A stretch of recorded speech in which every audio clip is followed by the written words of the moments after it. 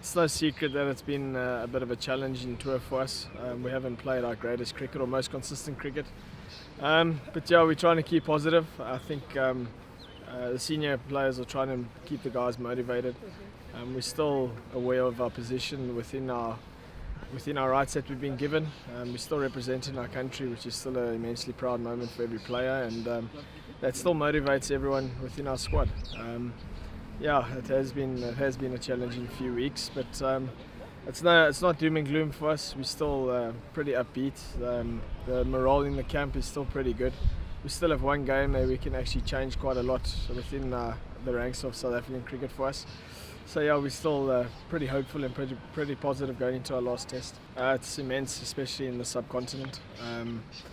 It's a challenging tour. I mean, you get stretched as a person, you get stretched as a cricketer. I think you get to know yourself quite a lot as a person when you come to the smaller places where the hotels are maybe not as good, and you get challenged on the food you eat potentially. And yeah, it's always a good learning curve coming to India, especially. It's the one place I find that they're very streetwise and clever with the touring teams. They definitely push your boundaries and they test you. Back in the day, there was always a bit of a dead rubber game, but now with the World Championship, World Test Championship around, we still have points to play for.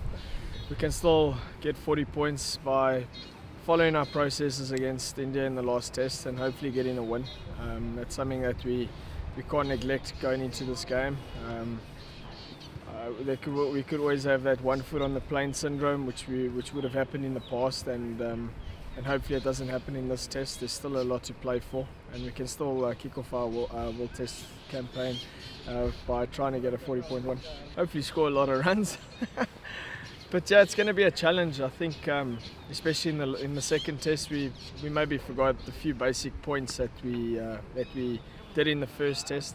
I think because we were challenged in the field, India obviously know how to stretch you as a team, and they ultimately did that in the second test. And I think, like as I mentioned, we neglect our pointers going into our batting.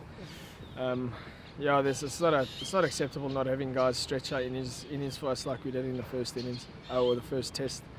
So yeah, hopefully we can go back to the basics of the game and yeah, put up a good performance in the third test.